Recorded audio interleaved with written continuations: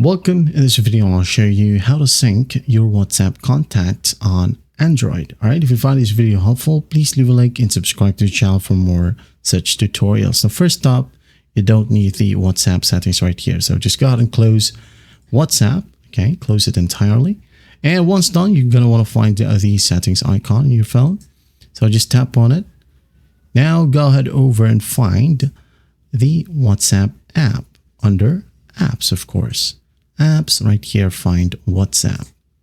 Like so, tap on WhatsApp.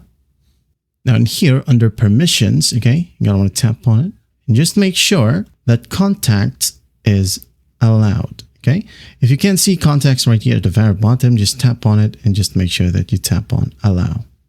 Okay, and once that's done, you should be good to go. Now, if your contacts, okay, still doesn't sync, well, you're gonna want to open up WhatsApp right here and tap on the new chat icon right here at the bottom right.